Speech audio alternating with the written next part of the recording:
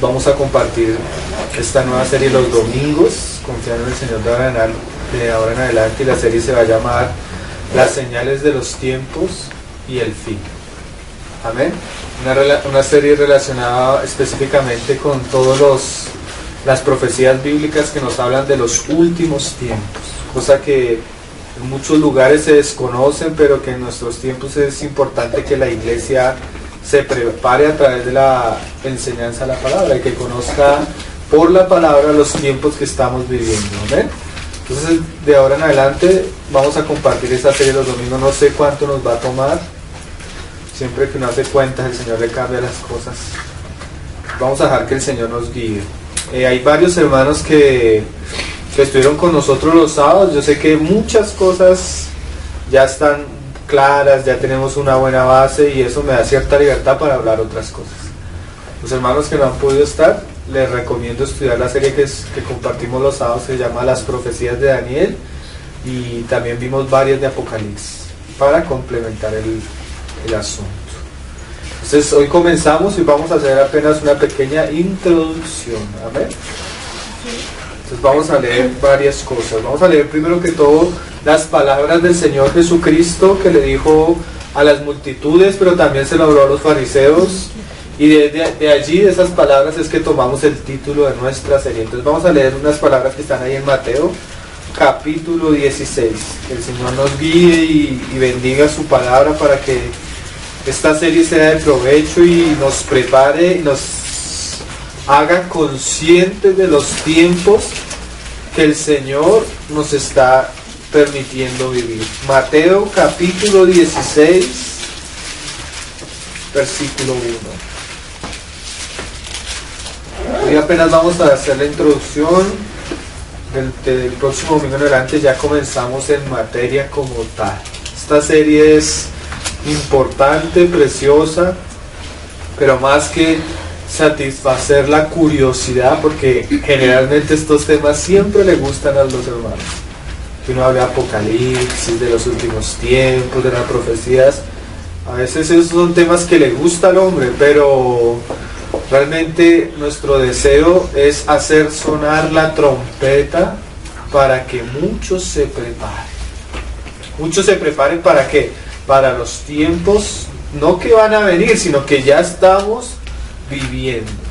Pero cuando uno habla de esas cosas sin las escrituras y sin tener una visión clara de las escrituras, queda uno como no, pero este hermano habla por hablar. O a veces uno se le acerca a un hermano y le pregunta: hermano, ¿tú crees realmente que ya el Señor viene y que esto? Yo no creo. Pero la mayoría de personas que no creen en esas cosas es porque no conocen la Biblia. Cuando se conoce lo que se dice la palabra, hermano, se sorprenderán los tiempos que estamos viviendo, ¿ve? Entonces mira lo que el Señor le dijo a los fariseos. Dice en el 16:1: vinieron los fariseos y los saduceos para tentarle, y le pidieron que les mostrase señal del cielo. Mas él respondiendo les dijo: cuando anochece decís, buen tiempo, porque el cielo trae arreboles, y por la mañana, hoy habrá tempestad, porque tiene arreboles el cielo nublado. Hipócritas, que sabéis distinguir el aspecto del cielo, mas las señales de los tiempos no podéis.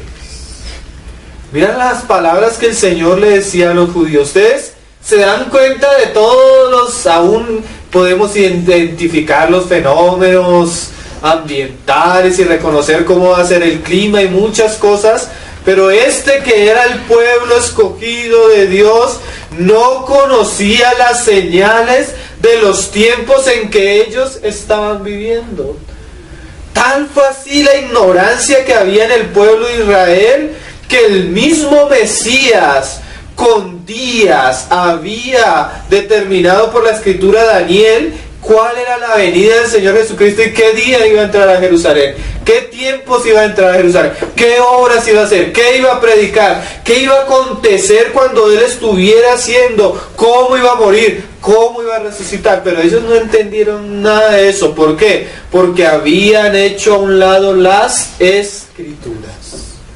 La única manera en que nosotros podamos comprender los tiempos en los que estamos viviendo es entendiendo el reloj profético que nos dan las Escrituras.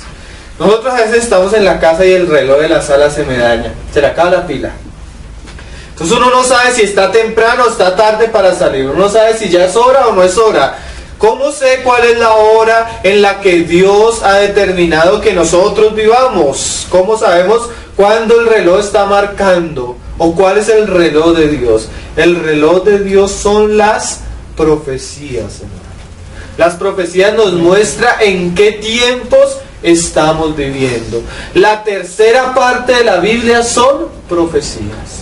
Profecías que en un 97% se han cumplido exactamente como la Biblia lo ha dicho. El 3% de profecías que faltan por cumplir, claramente, como hemos visto en lo anterior, se han de cumplir como las 97% que ya se cumplieron.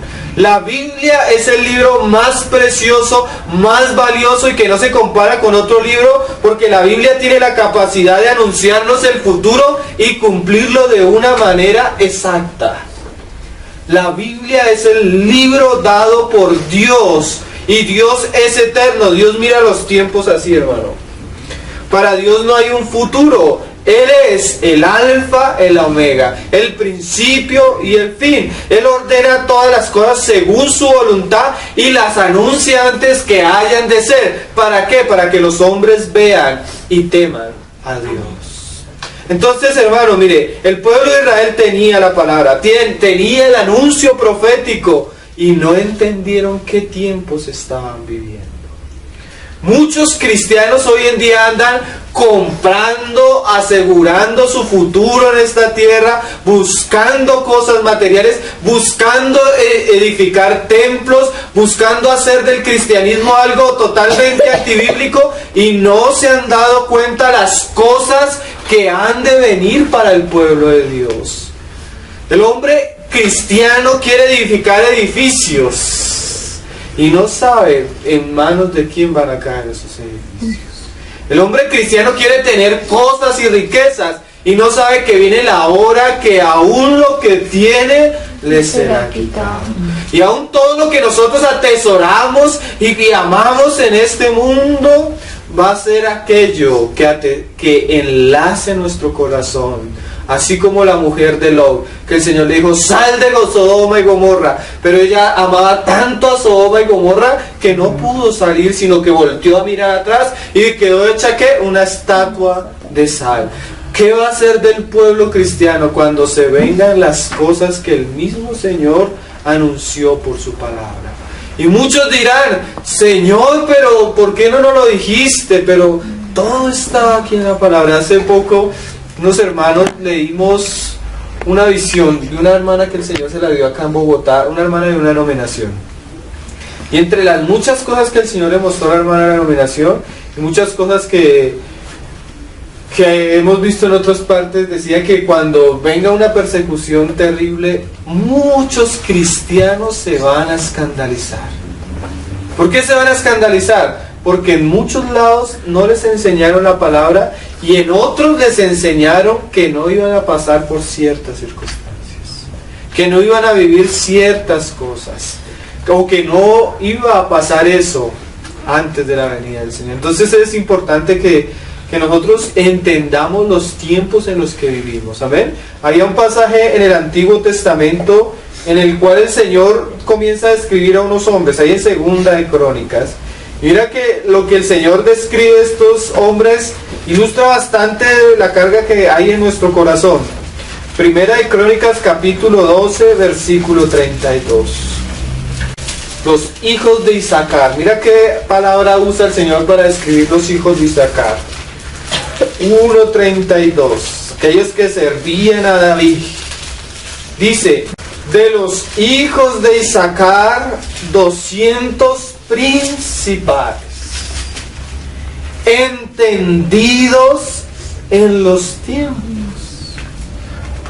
O sea, estos hombres sabían qué tiempos estaban viviendo, y cuando el hombre es entendido y conoce por las escrituras los tiempos que está viviendo, mire lo que sigue diciendo: y que sabían lo que Israel debía hacer. O sea, cuando hay personas que conocen por las escrituras, por las señales que mostraban las escrituras a través de las profecías, qué tiempos estaban viviendo, ellos mismos, los que entienden, los que conocen, van a saber qué cosas debemos hacer. Se le acerca a un hermano: oye hermano, ¿por qué no alquilamos un salón, ponemos una personería jurídica y hacemos esto y esto? Si los hermanos supieran las cosas que vienen, no deberían hacer las cosas que están haciendo. Es un peligro cuando el pueblo de Dios no tiene visión, no tiene entendimiento. ¿Por qué? Porque él fácilmente es destruido. Él fácilmente es engañado. Él fácilmente es seducido por otras cosas. Entonces, ¿qué hace el Señor para librarnos de la seducción de estos tiempos? ¿Qué hace el Señor para librarnos del engaño de estos tiempos? ¿Qué hace el Señor para despertar nuestro corazón hacia Él? Despierta el espíritu de sus siervos a través de la palabra. Entonces la palabra del Señor tiene el poder para dar a un entendimiento a los más simples, aún a los más sencillos, a los más pequeños. Si hay una buena enseñanza y hay una buena instrucción, las mentes de los más, lo podemos decir, de lo más débil de la iglesia, de lo más necio en medio de nosotros, va a comprender la voluntad de Dios para estos tiempos y va a poder ser, ¿qué?, instrumentos de la voluntad de Dios en medio de estos tiempos. Pero para eso debemos dedicarle a las escrituras tiempo, para saber qué es lo que dicen las escrituras acerca de los últimos tiempos. Amén. Esto es un tema que ya varios hermanos tienen esa carga y por muchos lados lo están enseñando. Nosotros comenzamos a enseñarlo los sábados con las profecías de Daniel, pero debemos avanzar en otros aspectos que no hemos visto. Estudiamos todo el libro de Daniel y una parte de Apocalipsis, pero ahora vamos a basarnos en el estudio que el Señor hace en Mateo 24, el pequeño Apocalipsis sinóptico. Y para tener la base, mira lo que el Señor dijo allí sobre el tema que vamos a compartir, sobre las cosas que vamos a compartir, y nos vamos a basar en esto. Mira ahí en Mateo capítulo 24, vamos a leerlo desde el 1 hasta el 3. Cuando Jesús salió del templo y se iba, se acercaron sus discípulos para preguntarle, para mostrarle los edificios del templo. Respondiendo, él les dijo: ¿veis todo esto? De cierto os digo que no quedará aquí piedra sobre piedra que no sea derribada. Ellos tenían toda su atención en este gran templo. Se dice que el templo de Jerusalén, hermano, era algo impresionante. Lo comparan en tamaño como varias canchas de fútbol.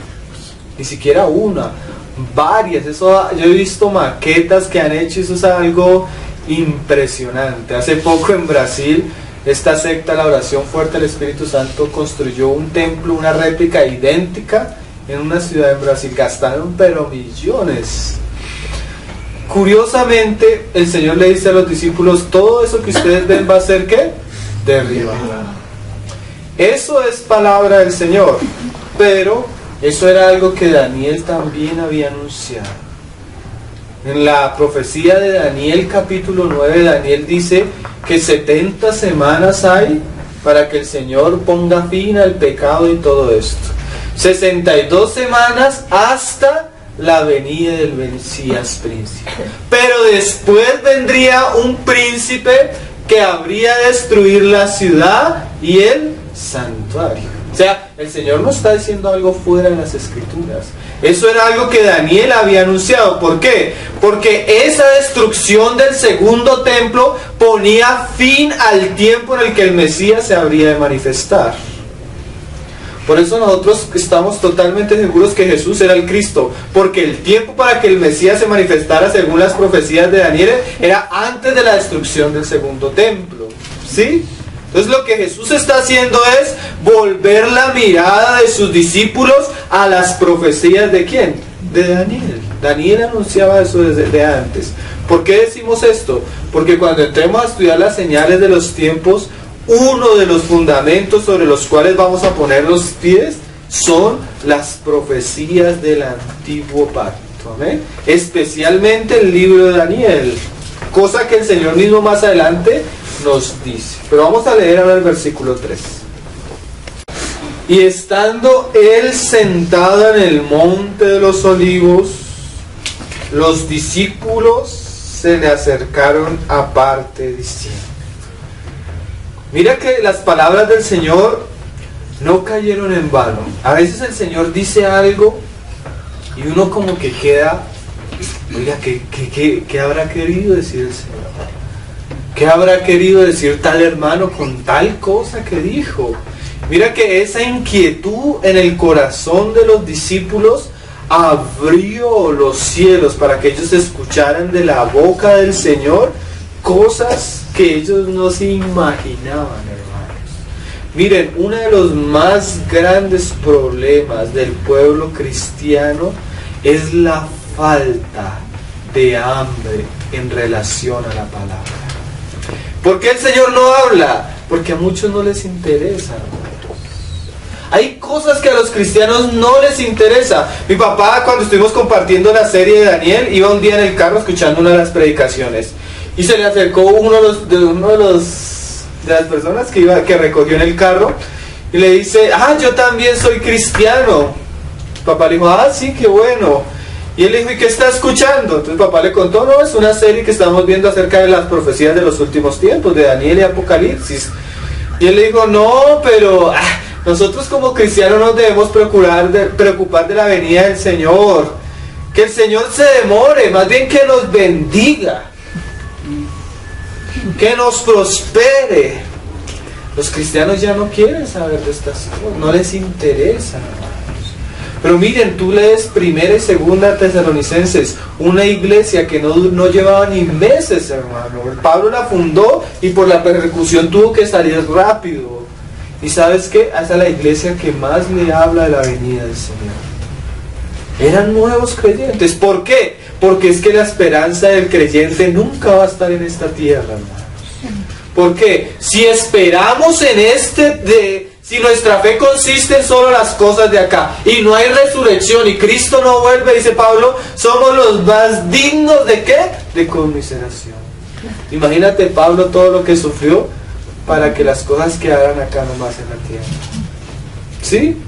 No es como hoy en día los predicadores dicen que no queremos oro en la Nueva Jerusalén, queremos el oro ya, acá, ahora. Señor, convierte esto en oro. Y el Espíritu está haciendo algo tremendo porque llueve oro en polvo del cielo.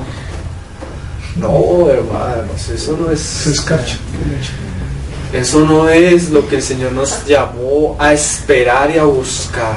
Estos hombres, como buenos judíos, tenían la expectativa del reino glorioso del Mesías, ¿sí?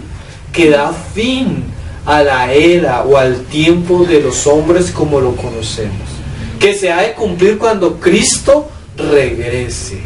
Amén.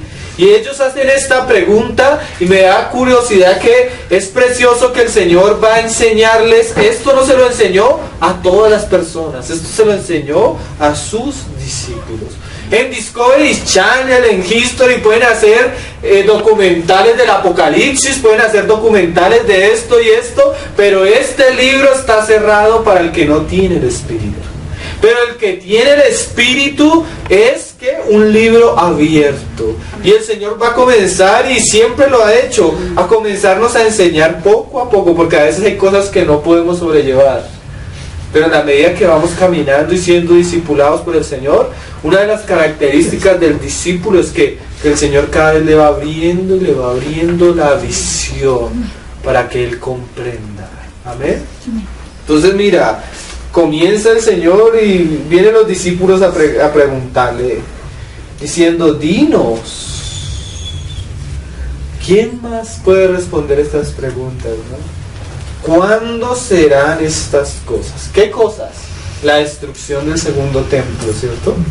Una cosa que ya había estado anunciada desde Daniel. Cuando entremos a mirar algunos aspectos lo vamos a ver. Primera cosa, ¿cuándo va a ser destruido el segundo templo? Segundo, ¿y qué señal habrá de tu venida? O sea, ellos eran conscientes porque el Señor les había dicho, yo me voy. ¿Sí? Y ellos, Señor, ¿y cuál va a ser la señal cuando tú regreses? Porque este Jesús, ¿cuál Jesús, hermano? El que, hijo de María, de Nazaret, que murió en una cruz, que resucitó, que a vista de los discípulos subió, como dicen los ángeles, Él mismo volverá. No otro, hermano. No crean, porque también una señal de nuestros tiempos es que había falsos cristos. ¿Cuáles son los falsos cristos? Aquellos que dicen que son Jesús. Sí, tenemos a José Luis Miranda de Creciendo en Gracia, tenemos a Inri Cristo allí en Brasil, tenemos unos en Rusia, tenemos unos ahorita por todos lados. Yo tengo una cantidad de videos en la página de falsos cristos. Aún los testigos de Jehová dicen, Jesucristo ya volvió, pero secretamente. Sí, dicen ellos. Pero ¿qué dice la Biblia? Cuando Él venga, ¿qué? Todo ojo le verá. Y hay muchas señales que van a caracterizar el tiempo de su venida. Si bien no sabemos ni el día ni la hora, y es una necedad ponernos a poner días y horas, como han caído en eso los adventistas, los testigos y varios pastores evangélicos en nuestros tiempos, sí tenemos suficientes señales proféticas para estar a la expectativa del Señor Jesucristo, más de lo que nos lo imaginamos, hermanos. Podemos determinar hasta en qué, si no podemos poner el día ni la hora ni nada de eso, pues sí podemos determinar prácticamente cuándo va a ser, porque la palabra lo dice. Y en varios lugares lo dice, hermano. Entonces vamos a hacer ¿qué? Estudiar lo que la palabra dice. Estudiar la respuesta del Señor. Estudiar lo que decían los profetas. Estudiar lo que dijeron los apóstoles. Yo no me voy a sentar a decirles, hermano, recibí una revelación del Señor. Porque eso da lugar a ¿qué? Al engaño. Nos vamos a sentar a ¿qué? A abrir las Escrituras. Para ver ¿qué? ¿Qué señales caracterizan, primero que todo, que el fin de los tiempos y la venida de nuestros Señor? Como dice ahí, dice, ¿y qué señal habrá de tu venida y del fin del siglo? Qué bueno que estas cosas el Señor no las ocultó a sus discípulos. Deuteronomio dice, las cosas reveladas, o sea, las cosas que Dios revela son para nosotros y para nuestros hijos. Y las cosas que Dios nos revela son para Él. Hay cosas que Dios se guardó. ¿Cómo qué? Como el día y la hora. ¿Sí? Pero hay cosas que Él nos reveló. ¿Qué? Señales, hermano, que caracterizan la venida de Cristo y el fin de los tiempos. Es tan importante que nosotros entendamos esto, hermanos, para que sepamos cómo debemos vivir y qué debemos de hacer. Amén. Cuando tú conoces por la palabra qué es lo que le espera al pueblo cristiano, hermano, tu vida cambia en perspectiva. Totalmente, hermano. Y eso es lo que queremos. Que los hombres, como decía Juan, que tienen esta esperanza. ¿Cuál es la esperanza? Que Cristo ha de volver, ¿qué? Se santifica. Amén. Entonces, en este estudio vamos a basarnos en tres cosas, hermano. El primer aspecto sobre el cual vamos a basar nuestro estudio son las profecías de los profetas. Vamos a mirar lo que decía Pedro en relación a este aspecto. El anuncio profético de Dios a través de los tiempos, aún desde el Antiguo Testamento. Segunda de Pedro, capítulo 1.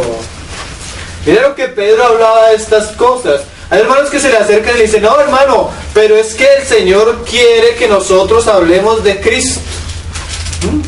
El Señor quiere que nosotros hablemos de la iglesia. Y hemos dedicado bastante tiempo a hablar de Cristo, ¿cierto? Los hermanos que llevan tiempo reuniéndose con nosotros saben que le hemos dedicado bastante tiempo a Cristo. Le hemos dedicado bastante tiempo a la iglesia. Pero también es algo que hace parte del consejo de Dios. ¿Sí me debo entender, hermano? Pablo dice, no me he rehuido, o sea, no soy culpable. ¿Por qué? Porque yo les anuncié todo el consejo de Dios. O sea, el consejo de Dios tiene varios aspectos, varias cosas sobre las cuales nosotros debemos tratar. El Espíritu nos va guiando y a veces nos pone esto, a veces nos pone esto, a veces esto.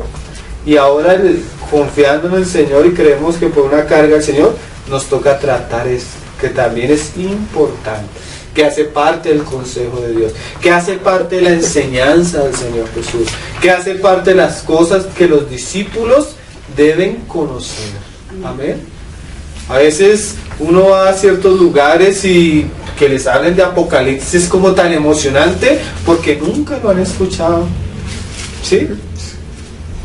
Hay hermanos que ni leen esos libros. Yo escuché un pastor de una secta en México, La Luz del Mundo, que decía, yo nunca había leído el Apocalipsis, porque me parece un libro terrible. Cuando el mismo Apocalipsis dice, bienaventurados los que leen. Y no solo los que leen, los que escuchan las palabras de este. ¿Saben quién ha metido ese miedo en medio del pueblo de Dios? La serpiente. Es como esas palabras que uno escucha en el mundo, ¿no? Que la gente dice, no, es que yo no me leo toda la Biblia porque los que leen la Biblia se vuelven locos. Son puras cosas que el diablo pone en la gente. ¿Para qué? Para robarles la verdad. Pero mira lo que decía Pedro a los discípulos, a la iglesia en general. Ahí en el capítulo 1 de segunda de Pedro, versos 17 y 18, él está hablándoles de que él no les anuncia como el que sigue fábula, sino ellos vieron al Señor Jesucristo y lo vieron transfigurado, ¿sí? Y no solo eso, ellos no solo tuvieron la revelación de Cristo, sino había algo todavía más precioso. Aquella imagen de Apocalipsis 12, la mujer parada sobre la luna. ¿Qué es la luna? El antiguo pacto, ¿sí? Que no resplandece por sí misma, sino que resplandece y toma valor por la luz del sol, el Mesías prometido. Y mira lo que dice Pedro, tenemos también la palabra que profética más segura. Miren hermanos, Nostradamus no es seguro, ¿sí? Las visiones de los niños en Fátima no son seguras, ¿sí? La visión de fulanito, de sutanito, de pastorcito de que el Señor me mostró, de que el Señor me habló, no es seguro. El único lugar seguro que es la palabra profética. ¿A qué se está refiriendo Pedro? Al antiguo pacto, con todo el compendio de profecías que el Señor dio a través de sus siervos, a través del camino que Él trabajó con el pueblo de Israel. Es algo seguro, es algo firme, es algo estable. Como decía un hermano, en un mar donde hay tantos vientos, donde hay tantas herejías, donde hay tantos errores, ¿dónde vamos a poner nuestros pies, hermano? En la palabra profética más segura, ¿sí? Por eso yo les decía, yo no vengo aquí a enseñarles algo nuevo, porque hoy los cristianos quieren escuchar ¿qué? Cosas nuevas, por eso los engañan. Nosotros venimos a ¿qué? A estudiar lo que ya Dios reveló. ¿Sí ven la diferencia? Y si hay algo nuevo, porque el Señor también dijo que en los últimos tiempos, ¿qué? Habrían visiones y sueños, y los niños y los ancianos.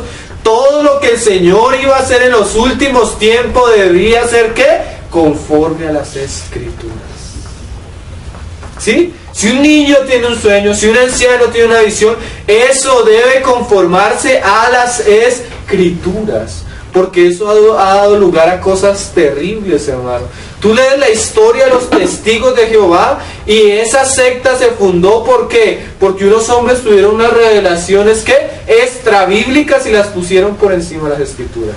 Lo mismo los adventistas. Doña Elena de Guay, que fue la fundadora, en su locura, porque es que el hombre en su corazón es engañoso, se sentaba en una casa, veía un cuadro, hermanos, un cuadro, y a la semana llegaba a la iglesia. El Señor me dio una visión, y comenzaba a dar la visión. Cuando se murió se dieron cuenta, bueno, lo taparon ellos, pero salió a la luz, que muchas de las visiones que ella daba eran cuadros que estaban en sus casas. Eran cosas que ella leía de otros hombres. Y la gente se engaña, ¿por qué? Porque pone por encima las visiones que la misma escritura.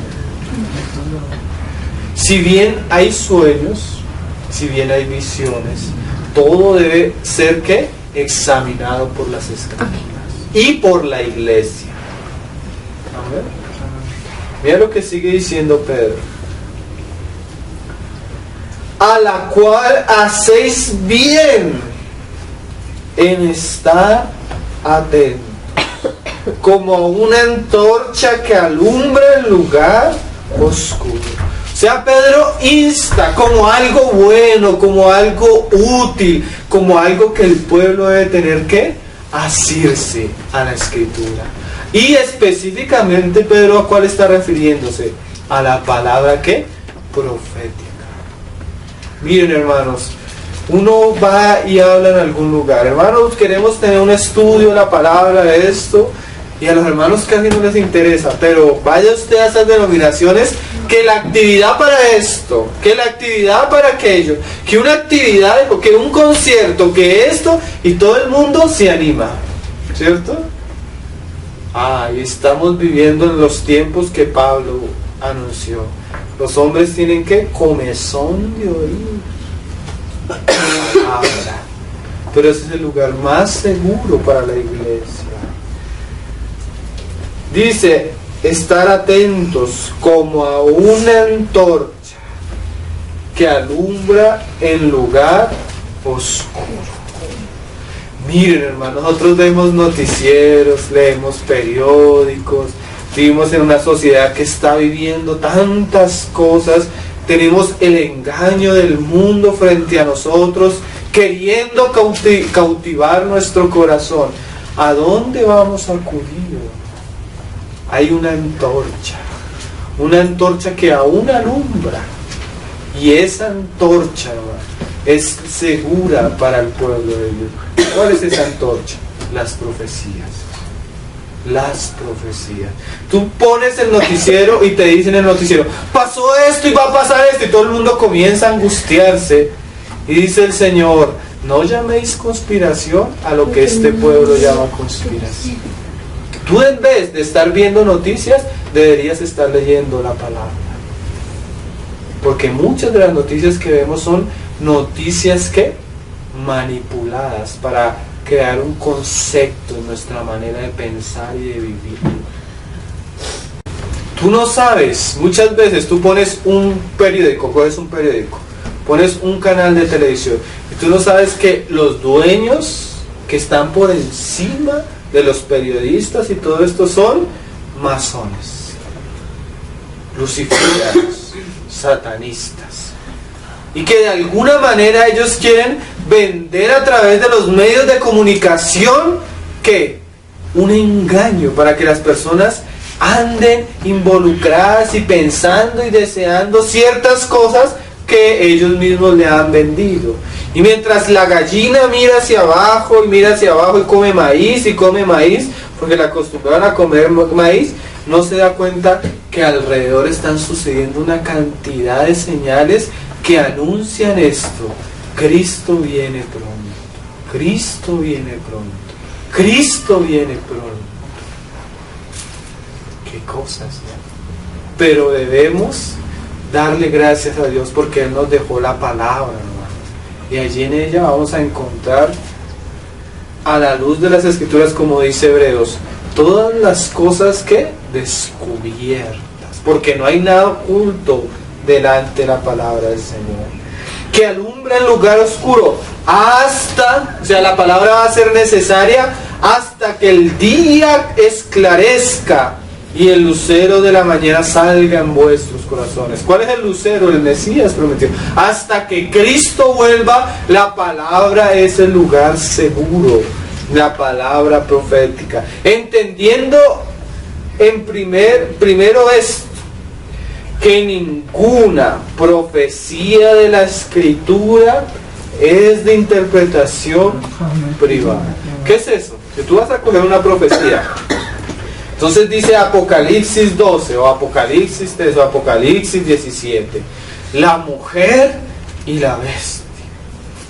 Entonces comienza una persona a decir, no, yo pienso que la mujer es Francia y la bestia que la cabalga es el príncipe de España, el príncipe Carlos, y los 10 cuernos son la... y comienza a interpretarla según su concepto. Pues curiosamente casi todas las profecías tienen ¿qué? Concordancia. ¿Qué quiere decir eso? Que cuando tú ves, digamos, los cuernos en Apocalipsis, Daniel ya nos habló qué son los cuernos y qué significa un cuerno, ¿sí? Cuando tú ves a la mujer que surge del mar, tú comienzas a decir, no, pues el mar es esto. No, la Biblia nos muestra qué es el mar. Isaías, Daniel, nos muestra claramente que Dios no dejó al hombre interpretar la misma palabra, sino que Él mismo por la misma palabra nos da la interpretación de la misma profecía. Amén. Hay un hilo conductor. Todo lo que tú ves del Antiguo Testamento lleva su cauce ¿hasta dónde? Hasta el Apocalipsis. Entonces, para entender cuál es esa mujer que va a dar a luz, ese hijo varón, y si ese hijo varón son los vencedores que van a ser raptados antes de la gran tribulación, tienes que comenzar a coger todos los pasajes que nos hablan de la mujer desde el Antiguo Testamento. Del hijo varón. ¿Quién es el hijo varón? Del rapto. ¿Cuándo va a suceder el rapto? ¿A mitad? ¿A comienzo? ¿A final? Tienes que coger todos los pasajes que hablan de ¿qué? De la gran tribulación. Vamos a pasar por la gran tribulación. ¿Qué dice Mateo? ¿Qué dice Lucas? ¿Qué dice Marcos? ¿Qué dijo Pablo? ¿Qué dijo Juan? ¿Qué dice Apocalipsis? ¿Qué dice Daniel? ¿Sí? Para entender, o sea, nosotros no podemos interpretar una parte de la Biblia aislada de todo el contexto. La mejor manera de entender las profecías y las señales es ver que la suma de la palabra. Se van a dar cuenta cómo todo coincide de una manera preciosa, ¿no? Aun cuando los sábados llegamos a unos pasajes que eran difíciles, comenzamos a verlo desde todos los lados, ¿no? Y llega uno a entender la palabra, porque esa es la voluntad del Señor. Que el pueblo se gloríe no en lo que se están gloriando hoy los cristianos, sino en conocerle y en él entender. Amén. Entonces el primer aspecto es la profecía del Antiguo Testamento como una antorcha, como un fundamento para nuestro estudio, pero no de interpretación privada. Porque nunca la profecía fue traída por voluntad humana, sino que los santos hombres de Dios hablaron siendo inspirados por el Espíritu Santo. Muchos de ellos ni siquiera querían ser profetas. Jeremías, te va a mandar el Señor, no, porque soy un niño. No digas que no soy un niño, porque a todo lo que te envíe irás tú, dirás todo lo que te manda.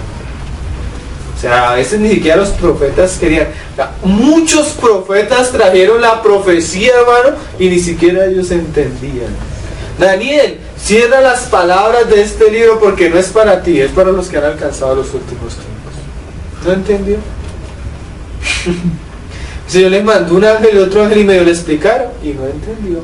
Pero la explicación ni siquiera era para él, era para nosotros. Porque el Señor prometió, ¿saben qué hacer?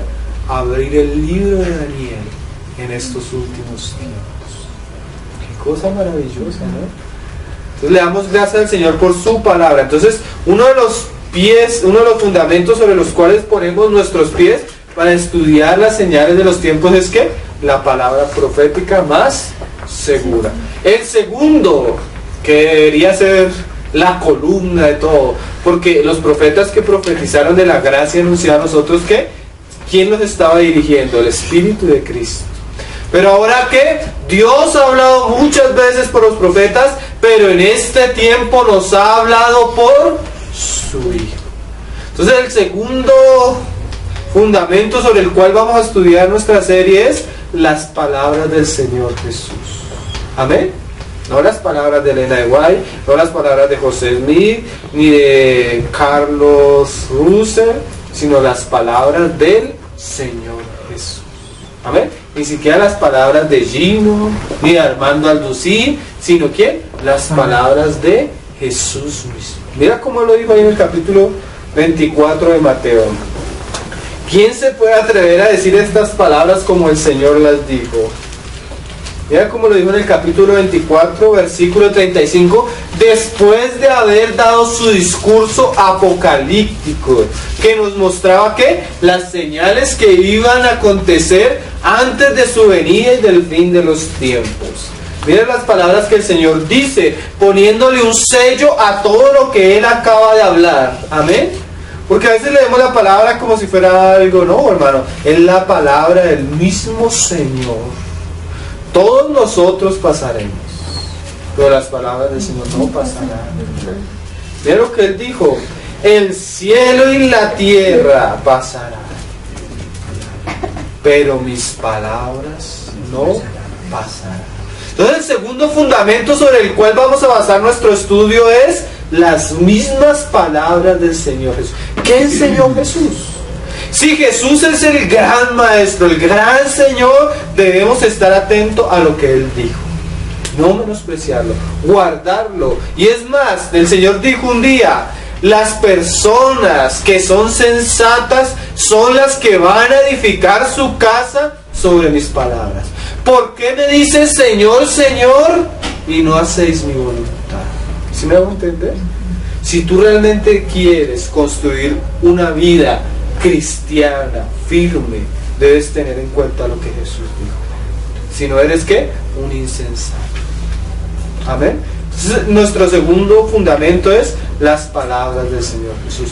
Y el último es la palabra que el Señor reveló por el Espíritu a sus santos apóstoles y profetas, que es el fundamento de la iglesia.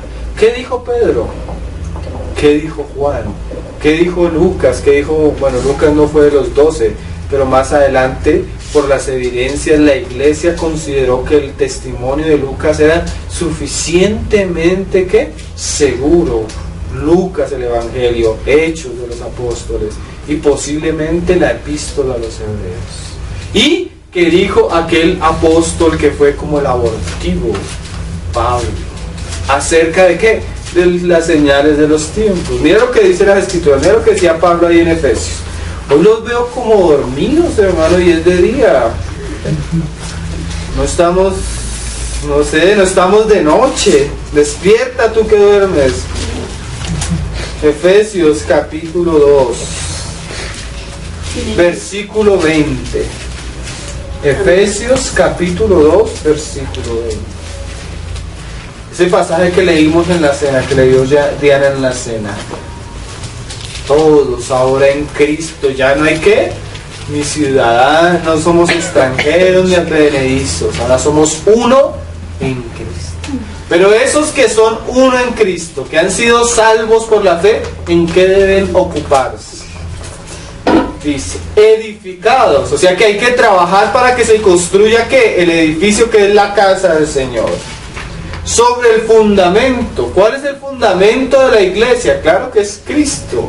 Pero Cristo predicado y enseñado y anunciado ¿por quiénes? Por los apóstoles y profetas, siendo la principal piedra del ángulo ¿quién? Jesucristo mismo. ¿De qué hablaron los apóstoles y profetas? del Señor mismo. El Espíritu que el mismo Señor había prometido vino a ellos. Amén. Pentecostés. ¿Y qué hizo ese Espíritu? Lo que el Señor había dicho. El mismo Espíritu os enseñará ¿qué? Todas las cosas. Pero una de las características que se ha olvidado del Espíritu Santo, del Espíritu de Cristo, es que el Espíritu es el Espíritu de la profecía. Pero no la profecía de que estamos acá y alguien comienza a hablar y a hacer sus shows, sino la profecía que fue inspirada y fue registrada y es la herencia de la iglesia en el Nuevo Testamento. ¿Sí? Vamos a mirar eso en Apocalipsis. Mira cómo el Apocalipsis describe el Espíritu de Cristo como el Espíritu de la profecía. 19. Apocalipsis 19:10.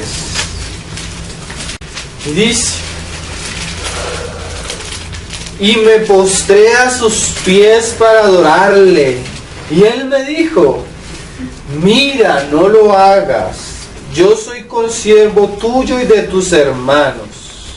Y mira esta frase tan interesante: que retienen el testimonio de Jesús. O sea que hay hombres que aman la palabra de Jesús. ¿Sí? Los verdaderos discípulos, ¿cuáles son? Mis ovejas oyen mi voz y me siguen. Amén. Pero mira lo que el apóstol sigue explicando. El ángel sigue explicando: adora a Dios.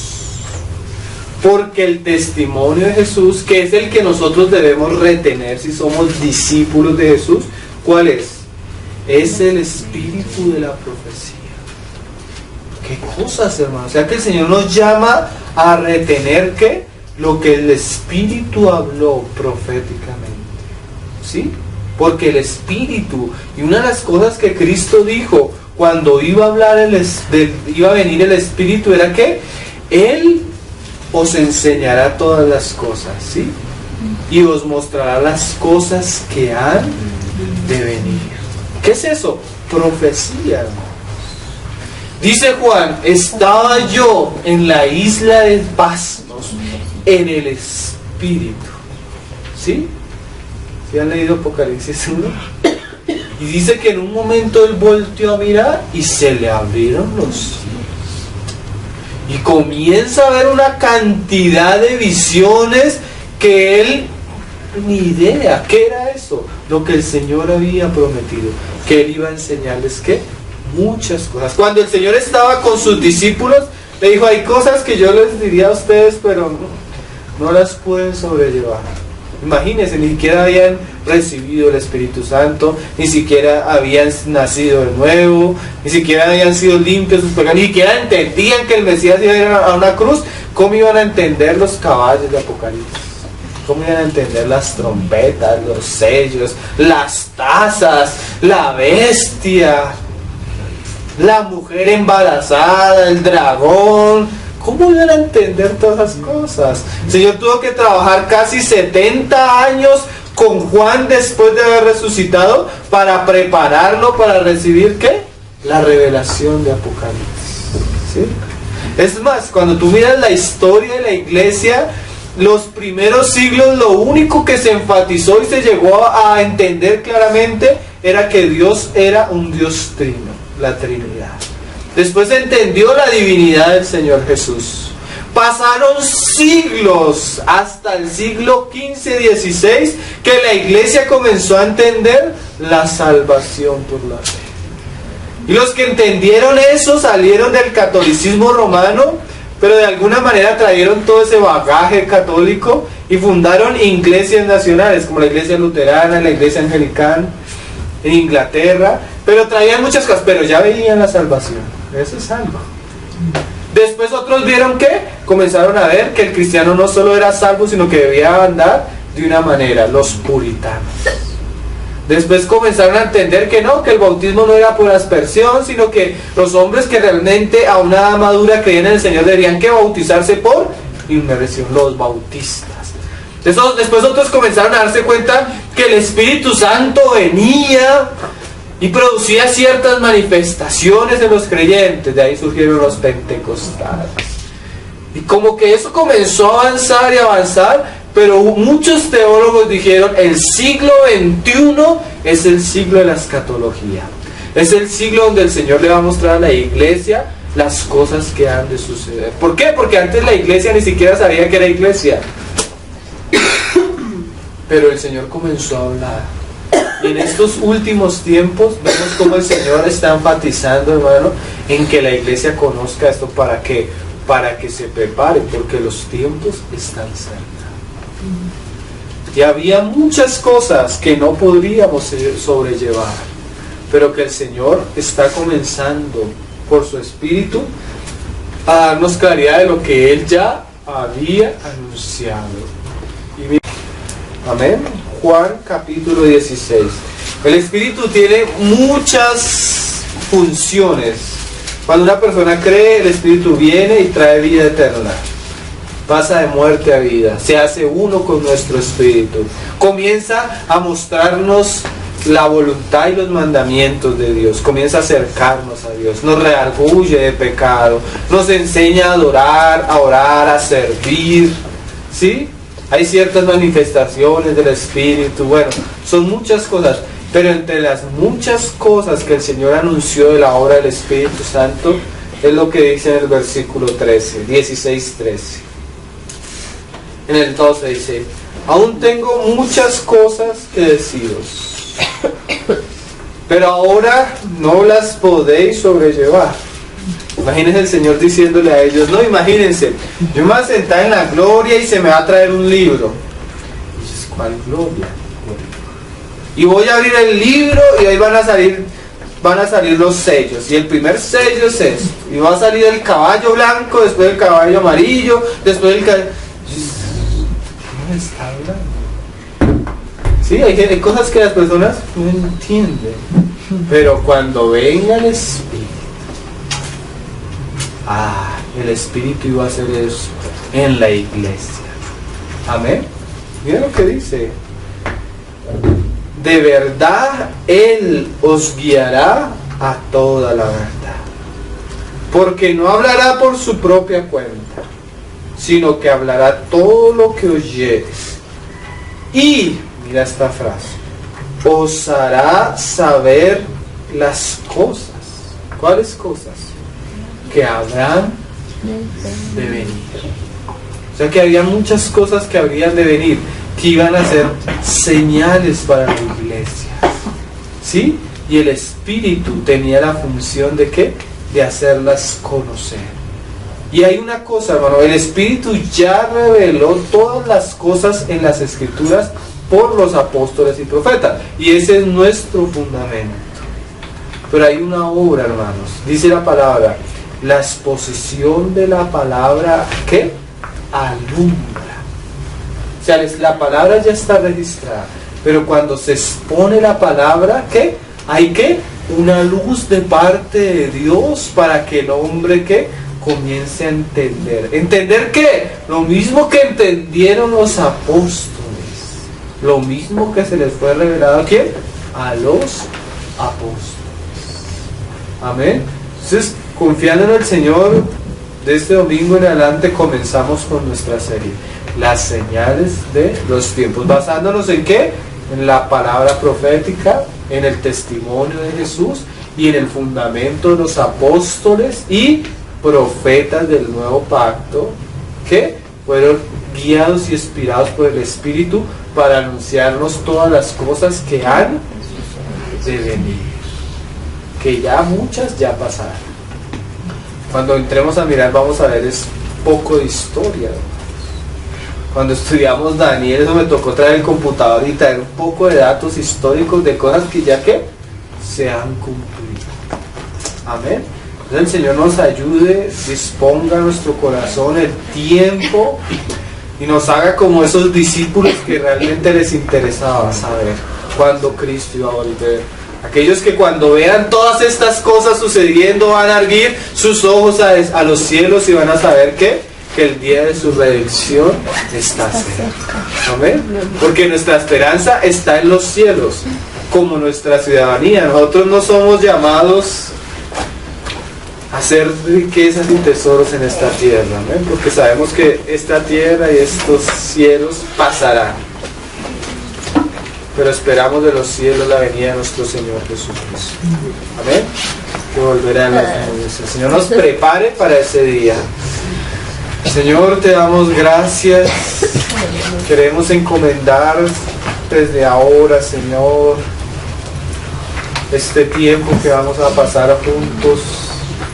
Queremos pedirte de todo corazón que tú nos abras las Escrituras, que por tu Espíritu, Señor, podamos comprender, Señor, que podamos entender, Señor, y que podamos prepararnos, Señor, porque aquí tú vienes pronto, Señor, pero tú vienes a recompensar a cada uno según lo que haya hecho.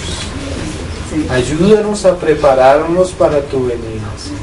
Ayúdanos a no ser como esos judíos, Señor, que veían los cielos y entendían muchas cosas, pero no entendieron las señales de los tiempos. Ayúdanos a ser como los hijos de Isaacar, Señor, que ellos veían y entendían qué tiempo estaban viviendo y sabían qué cosas debían hacer, Señor. Muéstranos qué debemos hacer. Muéstranos en qué debemos ocuparnos. Prepáranos, Señor, como una novia es preparada para el encuentro con su amado. Ayúdanos a trabajar contigo, en ti, para tu gloria, Señor. Con amor, Señor. Danos un amor verdadero por ti, Señor, porque tú dices de qué sirve al hombre si él conoce todos los misterios, Señor, pero no tiene amor. Danos un amor genuino por ti y por tus cosas, por tu iglesia, para trabajar arduamente, para prepararla para tu encuentro, Señor. Ayúdanos, nos encomendamos a tu gracia. Tú conoces que somos débiles, tal vez necios, Señor, pero derrama tu sabiduría. Tú dices que tú das tu sabiduría abundantemente a los que te la piden. Háblanos, Señor, enséñanos, prepáranos, Señor Jesús, para la gloria de tu Hijo Jesucristo. Amén, Señor.